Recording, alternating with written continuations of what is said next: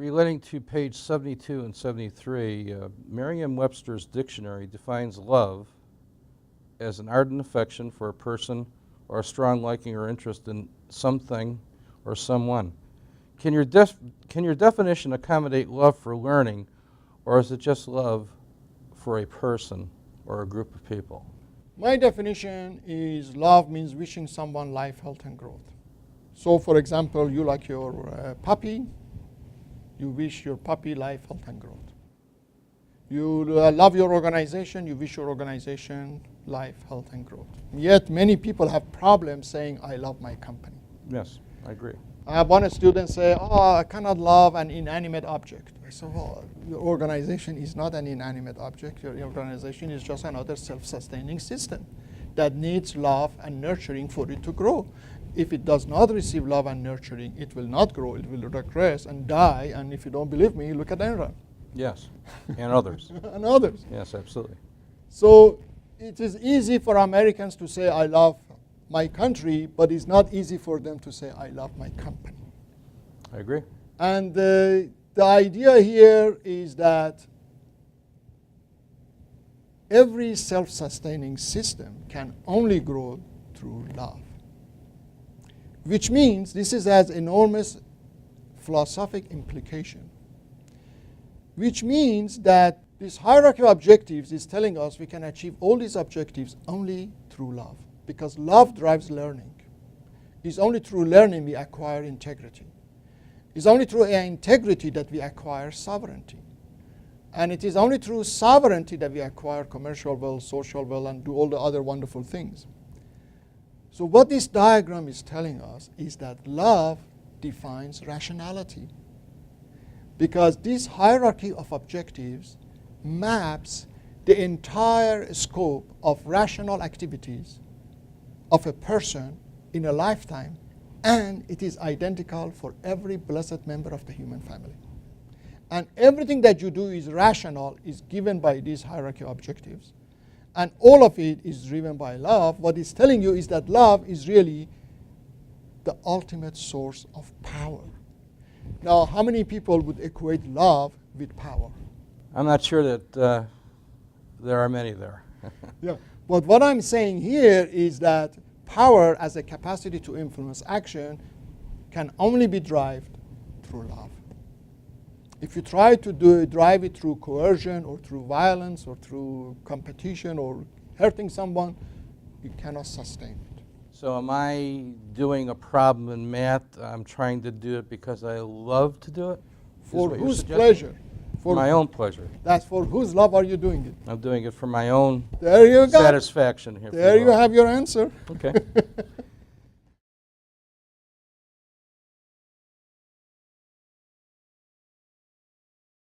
On page 74, how does security play a role in your definition of a person's identity? Security is one of those products, is a product, by the way, is one of those products that we create collectively. The reason we rely on our families, one of the reasons is for collective security. The reason we form city-state, one of the reasons is to achieve our collective security. The reason we integrate into a nation, collective security. The reason nations form United Nations, collective security. Now, in the old days, the level of integration, whether it is family level, tribe, city-state, nation-state, or supranational organizations, would give people their sense of identity. If your family is protecting your security, then you identify with the family. If the nation is giving you a sense of security, then you identify with the nation. Mm-hmm. So basically, your identity can move along the axis of the level of integration that gives you that security. Okay. Some cultures vary in how they define their identity. In US, we define our identity based on our individualism and national identity. Family identity is very weak. I agree. State identity is weak. We go straight from the individual and we go to the national level. And our supranational associations are also weak as identity. In other cultures, they follow different patterns. For example, in Africa, national identity is very weak. Tribal identity is very strong. So they identify themselves based on the tribe and continent. So Africans have a continental pride, but not a national pride. So national identity is weak because nationhood in Africa was imposed on them by colonial powers. Their natural organization is around the tribe, not around the nation. In other societies, you may see there are family identities rather than, or ethnic identities rather than national identities. So every society has different emphasis how they define themselves. But all of that comes to security because that level of integration with which they identify gives them their security.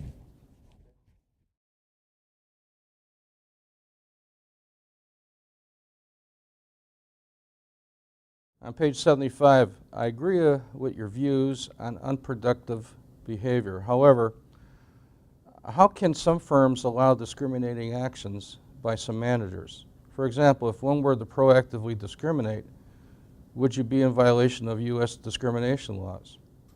How does your model account for unethical behavior by managers? As a suggestion, you mentioned Enron a few moments ago. That would possibly be a good example here. It actually ties to your previous question on identity. We do discriminate based on the level of integration that we identify with. For example, if I identify myself with a tribe, then I'm in effect discriminating against members of other tribes. This model is telling you that your best interest is served if you have the widest choice of trading partners. When you discriminate, you are restricting your own number of potential trading partners. I agree. Therefore, when you discriminate against anyone for any reason, you are in effect, in practical terms, discriminating against yourself. It's not rational. I agree. It may give you emotional satisfaction because you don't like that person who looks different than you, but from a rational perspective, if somebody offers you best value, you should buy from them. In the final analysis, it's not a win-win, is it? If you discriminate, it's not a win-win, that's right.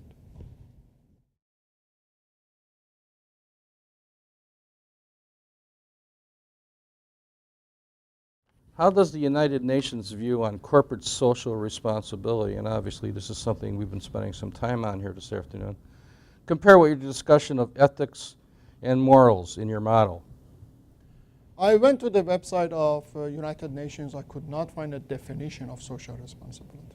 My own definition is social responsibility means recognizing our obligations to the community. And again, with this model, it's not out of sentiment, it's purely out of pragmatism. Because it is the community that is giving you your suppliers, your workers. You take care of the community, you are enhancing your own options. And therefore, it's good for business. This is very important because sometimes American firms go to the developing countries where this is my point. That's right. Where the labor regulations are very lax, Exactly. Environmental regulation is lax, and they think they can do whatever they like there. I agree. But it is not in their best interest. For example, one of the topics is about child labor, and everybody talks about it. Well, you know, I look at it somewhat differently. I ask students, for example, why schools in US close for summer. And the reason is that in the old days, kids went to farm to work in the summertime to pick up the harvest. So child labor is a label that was created early in the 20th century and really is not based on any principles. In the early 20th century, children were abused in factories and mines, and therefore the idea of child labor became something that you shouldn't do. Whereas in many societies, children working with their parents is part of their education, as it was in the United States in the old days. Yes. So when we move from an agrarian society to an industrial society, we change the rules. And now, in the early 21st century, we want to go and impose our rules that we have not thought through very well on other countries. And you're speaking of American rules here? That's right. American business rules and ethics That's and right. morals. Okay. Well, you know, children working does not necessarily mean they are being abused. I agree. Abuse is wrong, but working is the way, is part of education. That is how you learn. Mm-hmm. You learn by working. And for example, in many Middle Eastern countries, it's very common that children work in the parents' business or in their uncle's business, or they do some productive work. They are not abused, they are part of the family. It's just exchange. That is the way knowledge and skills are transferred from one generation to the next. It's part of the work. So for example, suppose you go to a developing country and they allow kids ages 12 to 14 to work. And then what the question is, should you hire them? And the politically correct answer is no. That's child labor, or that's terrible. In the United States. In the United States, Right. that's right. But then I ask the question is, whom are you helping or whom are you hurting by not hiring those kids? If you don't hire them, what will happen to them? It's a good question. That's right. Instead of saying yes or no to that question, we should say, how can we do what is best for the children and good for the business? And one solution would be to hire them on the condition they work 4 hours a day, and 4 hours a day they have to go to school. If they don't go to school, we don't want them. An internship program, possibly? Internship program, exactly.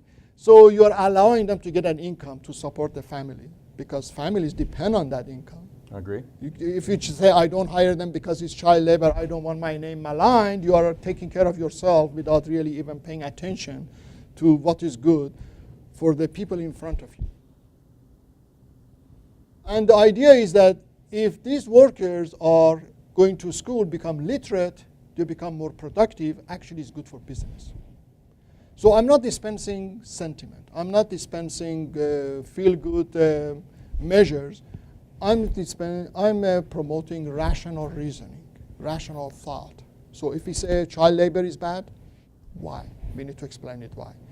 If it is abusive, yes, it's very clear. But if it is not abusive, then we have to ask ourselves, what is the alternative? Some people say, well, these kids should be in the school. What if they don't have the school? Well, what are they going to do? They're going to run in the street, join gangs, they get into drugs, prostitution, violence. They don't want to do that. They are coming to you because they don't want to do that. Would you turn them away? Well, many countries go to school from kindergarten through high school around the year, only with short breaks. China, for example. If they have the means, not everywhere in China. Not everywhere, correct. That's right. Mm-hmm. In China, they charge you for schools. Mm-hmm. So in US, we provide free public schools. Some question is quality, but at least we give them the opportunity. That's correct. But that's only one part of the opportunity that the new generation needs. Another part of the opportunity is to be part of a productive venture, contributing to the society while being productive. If you don't want them to work for pay, you think they are being abused, find them another channel where they can be productive, contribute to the society, and Yes, add value to the society. That's right. Mm-hmm. So that is also part of their education. Education is not just from books. I couldn't agree more. And learning does work. Experiential learning That's right. does work. That's right.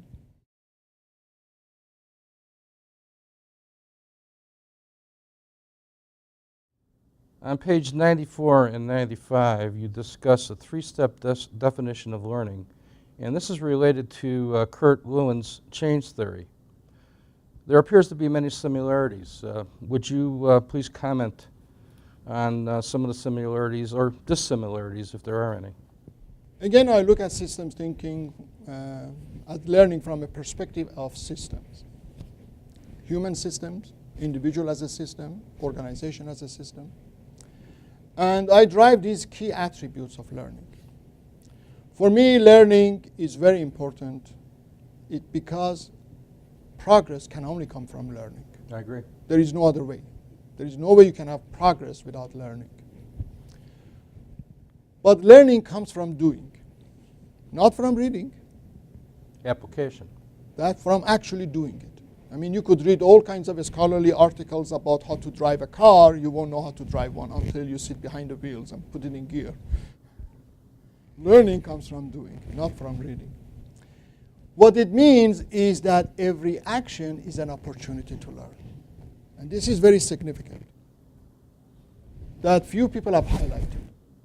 You take an action in anticipation of a benefit.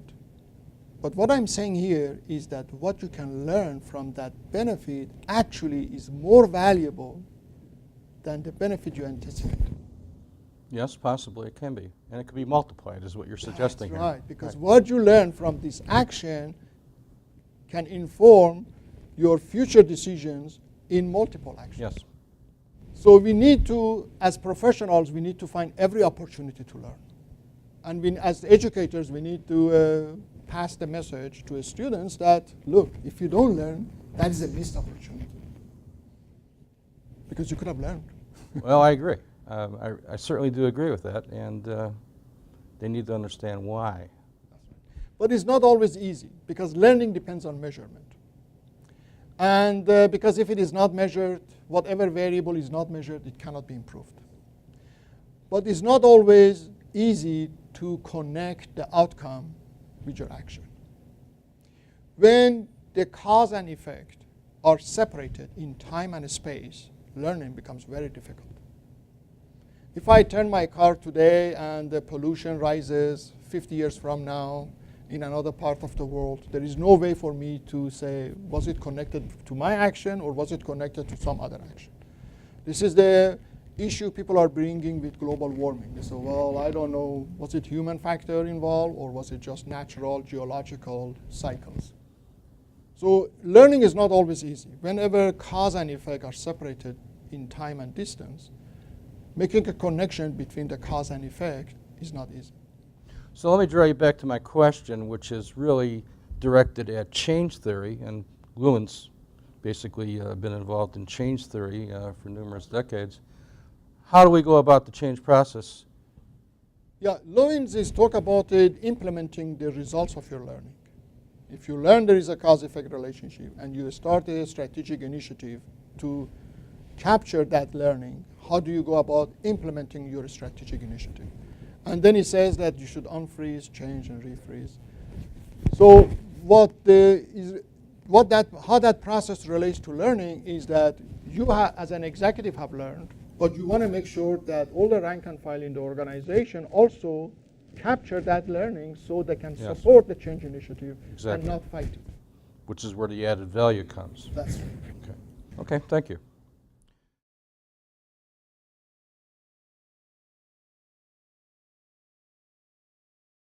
Page 114, you discuss maximizing profits.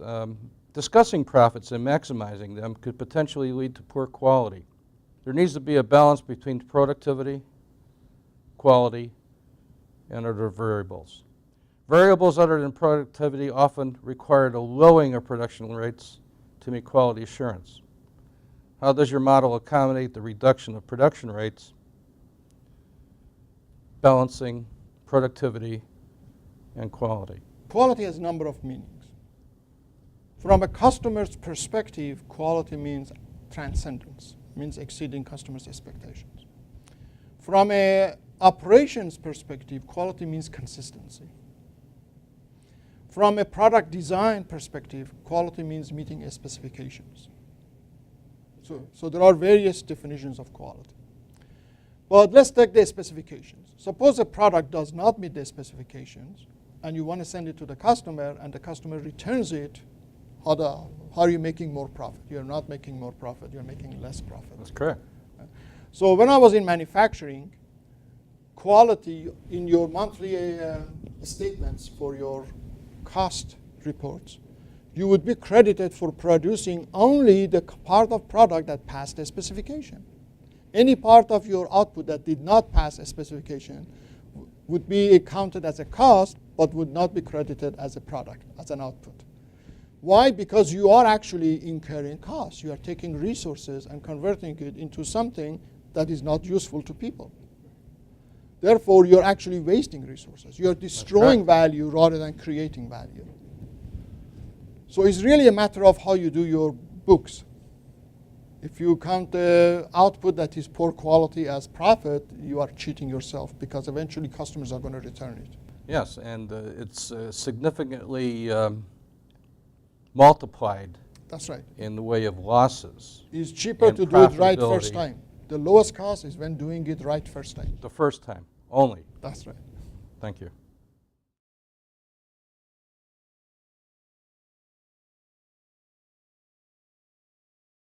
On page 134, you state, to the extent that individuals empower themselves and each other, and to the extent individuals enhance their sovereignty, they ensure that the organizational functions at their pleasure.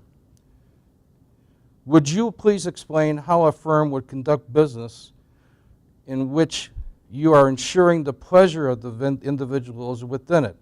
In some cases, management and individuals could be at odds with each other, such as union conflicts and other associated types of involvements of conflict between people. People have choices. Free markets run on choices. We showed the diagram on business system. We saw that it is win-win precisely because each party has choice of transactions and they are choosing the one that they deem as most appropriate for them. But the sovereignty of the individual and the organization working at their pleasure really refers to the owners. Owners also have choice. Some owners want only profit. Don't bother me with anything else, just send the profit. That's very true. Some owners actually expect higher performance from the organization. They want a balanced scorecard. They want to make sure the customer is satisfied, the environment is clean, the community is taken care of, the workers are well done. For example, Whole Food Market does part of that, which is very good. So people who buy shares in Whole Foods actually expect more metrics rather than just the bottom line. Yes, and it's probably true of Costco as well. Yes, Costco also is well known for its social responsibility. But the point in free markets is that you have that choice. You can either buy shares in a company that gives you your maximum return on investment month after month, or you can buy shares in a company that gives you a matrix of goals based on your profitability as well as social responsibility, ethical behavior, and moral behavior. What influence does the employee have, however, on making it more pleasurable for him or her?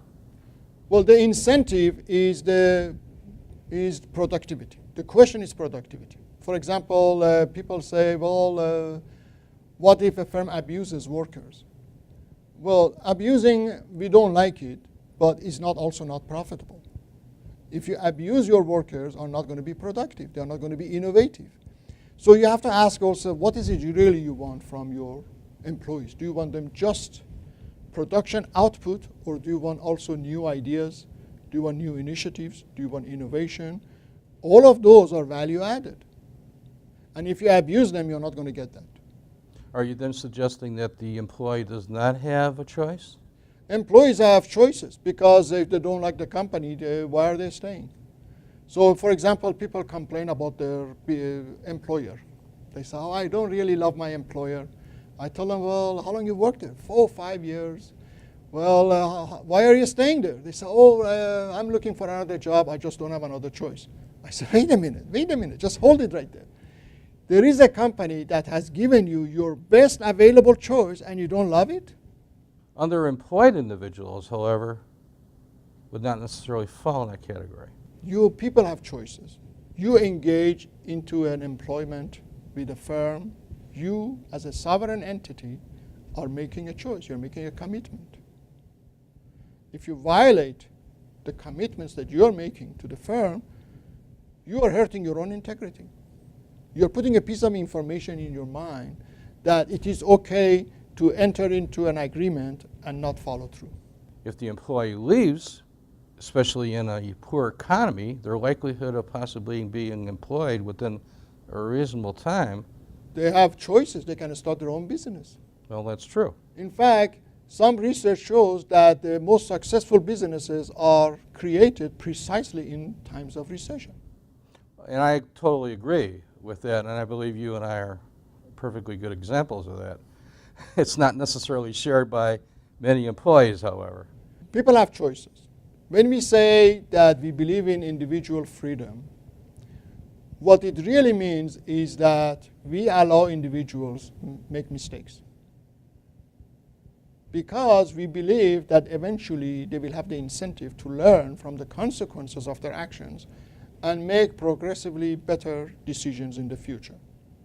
That is the whole basis of believing in individual freedom. If you and I believe that people make bad decisions, well, then we wouldn't necessarily believe that they should have the freedom to do so. In fact, there are societies who do everything they can to prevent people from making mistakes. I agree. I agree. What is the basis? How can you learn if you don't make mistakes? No, I have no problem in understanding that, and I totally agree with that. But where does the employer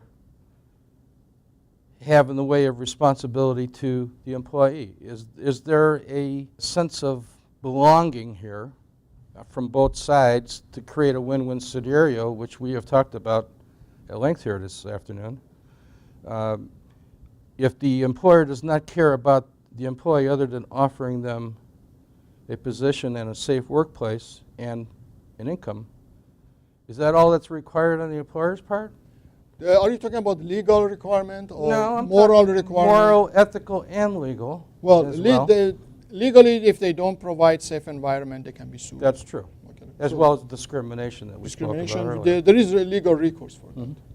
But when it comes to morality and ethics, ethics is pragmatism. If the employer is not taking care of their employees, then of course productivity will go down. Costs will go up. Right. People steal, people don't care, people come late, people don't work. There are all kinds of reasons. You can force people into the plant. You can't make them produce. From morality perspective, is an option. You can either choose to follow moral principles or On just the to ignore them. employer's perspective? That's right. Okay. But also works from the employee's perspective. I agree. So it's not just one way. This is why I emphasize the freedom part, because free markets essentially are based on freedom, and freedom is choice. For example, you may get the same situation in a marriage. Husband and wife complain about each other. Why are you staying? If you're staying, why are you complaining? If That's you're a, complaining, that's a difficult topic there. that's right, because if it's bad enough, you have choices. People have choices. The population of the world is 7 billion. Half of them are women, half of them are men. You got billions of choices. Why stay in a relationship where you are not happy? Doesn't make rational sense. So it really begs the question about the nature of the relationship between the two parties. Two individuals or even two organizations can have one of four possible relationships.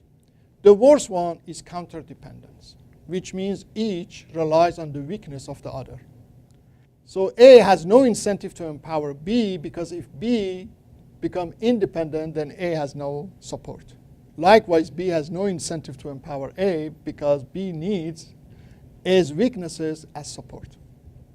People get into these counterdependent relationships in marriages, in friendships, in organizations, and it is not win-win. Neither party has the incentive to empower the other. But sometimes you get dependent relationships. Sometimes B needs to lean on A. That's fine. It happens in life. Sometimes you need someone to lean on. But A, in this case, would have the incentive to empower B so that B becomes independent. So this situation is not going to last very long. It's just temporary, and it's fine. Independence, in US, we focus a lot on independence. In fact, in US, we only recognize 2 possibilities, not 4. This one is bad, this one is good. But independence means there is no interaction between the two. The value of being independent is that you can move and become interdependent, exchange value. Notice here, A can only have relationship with B, is locked into that relationship, whereas A here has a choice of a number of trading partners. They can trade either with B or C or D or anybody else, and so does B. This is the relationship we should all strive for. people who complain and stay, they got themselves locked into this relationship. They don't like it, but they can also leave the relationship. Well, I certainly understand point number 4 here of interdependence, and certainly it goes without saying that there's much more value there. That's right. That is a win-win relationship. Absolutely, absolutely. And I believe that's what needs to be present in an employer-employee That's right. relationship. Okay.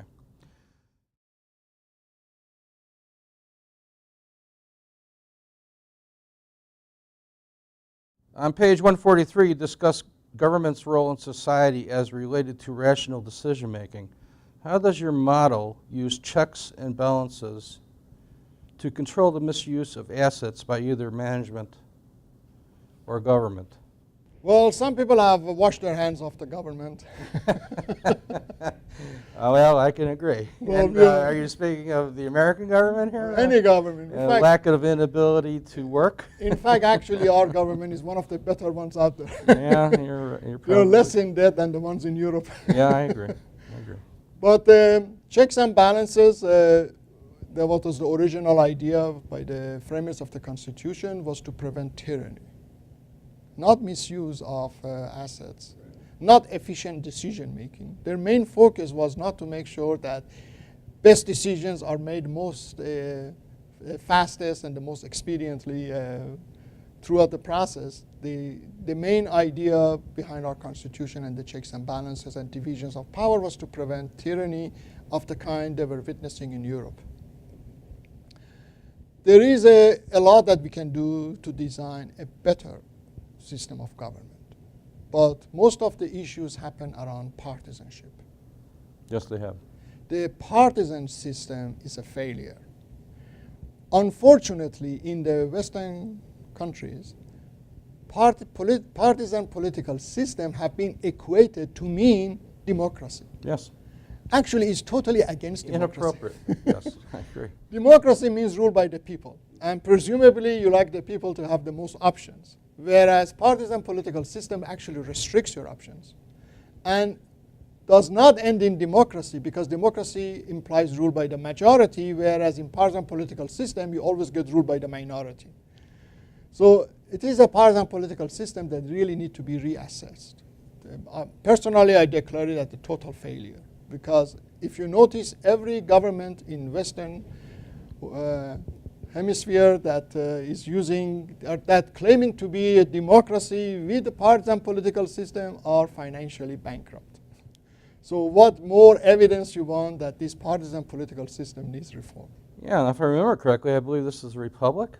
Well, the Constitution says we are a republic. It was designed to be a balance between democracy and meritocracy. Although the term meritocracy was not coined at the time the Constitution was written in 1787. It was coined later in the 19th century. But the ideas that the framers followed is very much along meritocracy, ruled by the most qualified and not ruled by the majority. Right. This is why the members of the House of Representatives have only a 2-year term, because the idea is that they should represent the constituency and go back every 2 years and ask for their vote, whereas members of Senate are given a term of 6 years and were originally appointed by the state governments, not elected by the masses. Right, I agree. In fact, the founding fathers were very skeptical of the vote that the masses are going to give to anyone. This is why the Constitution does not even let the masses go around electing presidents. That's correct. We have the Electoral College in between. That's correct. Yeah, I couldn't agree more. Yeah. So they were using the idea that they need a balance between democracy and meritocracy. Of course, they couldn't say it in those terms because the term was not invented. And in fact, you don't see the word democracy anywhere in the US Constitution. The reason is because Madison killed it. Federalist Paper number 10 by Madison, he says, you watch out about this thing, democracy. He said of pure democracy, he said, their lives are as short as their ends violent. Yes. So you don't see that word in the Constitution. Either you hear Section 4 of Article 4 says, the federal government shall guarantee to the states a republican form of government, which is itself a curious term, but the idea was that we need a balance between democracy and meritocracy. We cannot be one or the other. One or the other is wrong. Right, which is at the core of the question.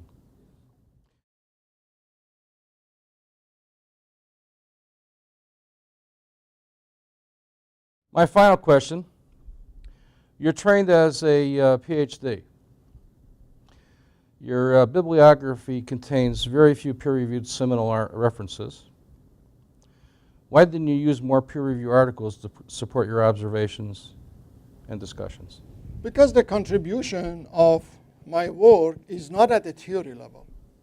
My contribution is at the worldview level, which is 2 steps higher than theory level.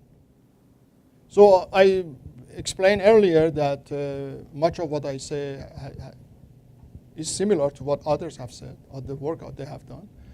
But to cite theories, you are really distracting attention from the real issue, which is we need a new worldview. We need a new worldview, not just for America. We need a new worldview for the world. We need a worldview that the world can understand and share. We need a worldview that allows us build a better future for the human family. We need a worldview that allows us transcend all these divisions of nationalism and religion and ethnicity and race and whatever, because they're not relevant, they're not productive. We need a worldview to take us to a higher plane of productivity. We need a worldview that guides us towards sustained prosperity. Did I answer your question? Well, it'll do. Certainly, it supports much of what you said earlier. Well, thank you very much for the opportunity to discuss your book. And well, thank you, Don. You asked great questions, and I knew you would. And I was looking forward to your questions, and I hope I answered your questions the right way. Yes, you have, and it's been a pleasure, Hank. Thank you. Okay, thank you. You're welcome. Learning should be as constant as the changes we all face every day. Being able to adapt to the big picture and the complexities is critical. What you have seen here are powerful tools to apply to your situation. We welcome your inquiries into ways we can help you make a difference in your world starting today.